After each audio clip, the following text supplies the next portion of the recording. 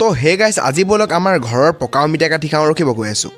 পোনপ্ৰথমতে সকলোকে নমস্কাৰ দে আজি ভাবি থকা হৈছিলে কি খাম বুলি তেতিয়াই মোৰ চকুত পৰিলে আমাৰ ঘৰৰ কিনাৰত থকা অমিতা গছজোপালে নহলে কি আৰু মোৰ চকুত পৰা মানে বস্তুটো নাথাকে এতিয়া মই পঠাব যাওঁ পিছফাললে আৰু ডাৰডাল হাততে লৈ মই আহি গলো খুচ মাৰিবৰ কাৰণে গাইছ আৰু তলপা এটা প্ৰথমত খোৱালো তাৰপিছত আকৌ এটা খোৱালো মানে আমাৰ ঘৰত অমিতা গছ দুজোপা হৈছে এজোপাত এটা পকি আছে এজোপাত এটা পকি আছে দুটাই খৰাই দিছো নহলে আকৌ চৰাই পৰা নাথাকে নহয় মোৰ ভাগ্যটো ভাল গাইছ দেখিছা নহয় অলপ চৰাই খাইছিলে আৰু এদিন থকাতে নহলে খাব নাপালোহেঁতেন এতিয়া মোৰ অমিতা দুটা ধুই হৈ গ'ল এতিয়া মই ডিছ এখন লৈছো লগতে কটাৰী এখন লৈছো আৰু অমিতাটো কাটি এবাৰ ওপৰ সাইডটো গহি দিছো মিঠা হয় বুলে অলপ গহি দিলে এনেকেতো গাইছ তিহু কাটি পেলাহে গহি দিয়ে মই আকৌ অমিতা কাটি আগটো অলপ গহি দিছো মিঠা হ'ব কাৰণে তাৰ পিছতে মোৰো কাটি অমিতাটো হৈ গ'ল আৰু অমিতাটোৰ কালাৰটো চাওকচোন খাও লাগিছে নাই কমেন্ট কৰি জনাব দেই পুৰা ৰঙা কাটি এতিয়াও হোৱাই নাই এটা অমিতা আকৌ অলপ বেছিকে পকি গ'ল নেকি গেলা নিচিনা লাগিছে গাইছ তাৰ পিছত এটাটো পুৰা ফ্ৰেজ হৈ আছে এটো কাটি বেছি ভাল লাগিছে খাবলৈ বেছি পকাটোহে ভাল হ'ব আৰু মোৰো অমিতা দুটা কাটি হৈ গ'ল এতিয়া যোনখিনি বাকলি কাটিছিলো সেই বাকলিখিনি গৰুক নি দি দিবগৈ লাগিব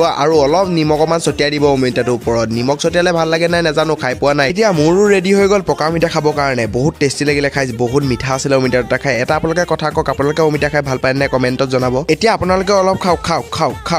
আপোনালোকে নালাগে খাব মোবাইলটোনো পাৰ হৈ কেনেকে খাব বাৰু তো মোৰো খাই হৈ গ'ল বহুতে টেষ্টি আছিলে অমিতাটো খাবলৈ আৰু আমাৰ আকৌ